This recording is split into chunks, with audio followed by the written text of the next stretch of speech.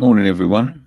Nicky Hawkins here, West Ham Fan TV, the morning after the game before. And I'm just about to go on a holiday, as you can imagine. No, not as you can imagine, as you know, to Florida. A couple of people know I'm already going. And it's always hard to leave when you don't know what the state of your club is and you don't know what the state of your football team is because you start to feel a bit anxious, you start to feel miserable, and you're starting to feel a little bit dodgy. Um, what I see last night, I can go on holiday and feel very, very pleased with what I saw last night. Nuno sent us obviously last game, first game in charge. Wasn't too keen on the way they set Potter. Um, that's just the way the club are. But they got sent us in quickly. Obviously, Graham Potter was taking the press conferences on a Friday. Get to the Monday, and Nuno Santos is in charge. So he's only had a couple of days with the squad. Um, I thought it was excellent. I really thought it was, and I thought he went and pretty much fixed the problems that we was all screaming for in the first game. And Nuno's a smart man. He looks like a smart man when it comes to picking sides because we was all screaming for a more dynamic and more energetic midfield. And all in all, and I'm sure Everton fans will agree with this, and because they're a very honest bunch of people on it, Everton fans. I thought we had the better of the game. I thought there was spells for Everton, obviously in their new stadium. Looked like a lovely stadium, I must say. I wasn't there last night, but it looked like a lovely stadium. Um, it was very quiet. And I think I don't know. I haven't seen many games at Everton there, so I don't know whether that was that us that had sort of silenced them, or they was expecting a little bit more against the sort of a downtrodden West Ham. But I thought passages of play last night, it looked very encouraging. I thought Bowen looked reinvigorated. He likes Fulkrug, and Fulkrug started. I think he ran himself into the ground. Although I do think he should have come off a little bit earlier for Callum Wilson, because we did see him ask Callum Wilson to warm up a few times. But all in all, it's what we needed. We needed stabilisation. Thought the first goal, I've got to say this, was awful. Was awful from Mavropanos. What he was doing, jumping and trying to head a ball that was nowhere near him. And that has been our problem. Well, I see last night. Listen, I've got to dispute this as well. But I see last night that was the eighth corner that we've conceded. Now, how that can be classed as a corner, it came out the box 3 times, I think. But how that can be classed as a corner, I don't know. But apparently, it's the same passage of play, so it counts as a corner. I don't know what the same passage of play means. I don't know whether you can go up the other end and then come back and then go back and go back again, and it still counts as a corner. But they're going to count it as a corner, and I think they're trying to make us break the record because the record of numbers of corners conceded in a Premier League season is 16. I don't know whether it's Premier League or just season altogether. It's 16, and in 6 games we've conceded 8, and that was where we was going under Graham Potter. But what I did see from the bench and what we started to see from Potter is Nuno looked at that and the camera panned to the bench straight away, and he's sitting there and he's shaking his head and he's saying something to his backroom staff, and it must be something like he's got to get tighter there.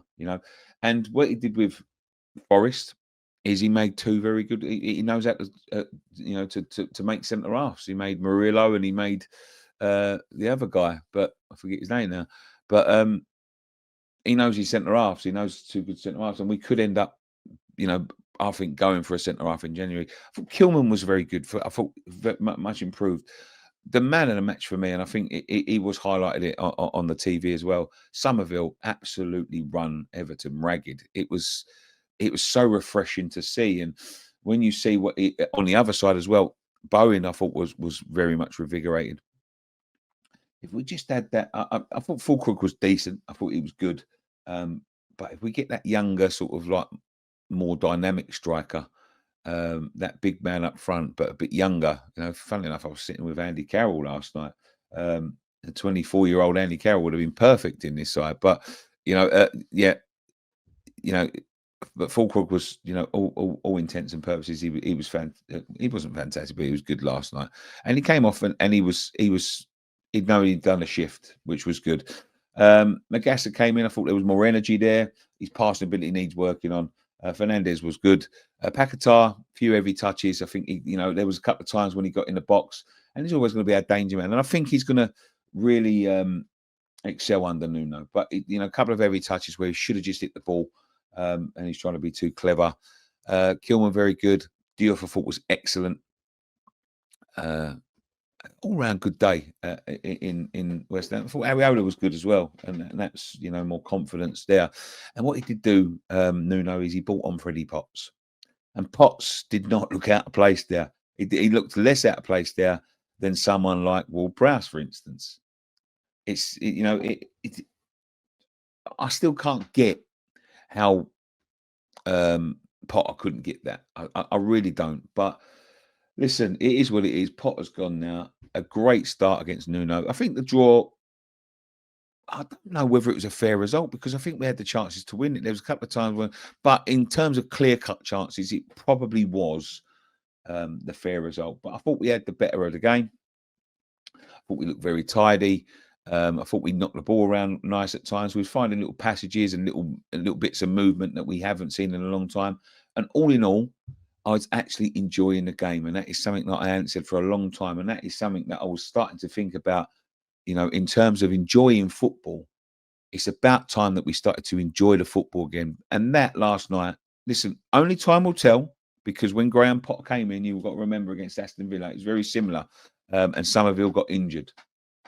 But it was very similar to that. It was more dynamic. It was more, more oomph in it, and it quickly declined into something that we that we detested in the end. But I thought, all in all, I thought it was a very good performance.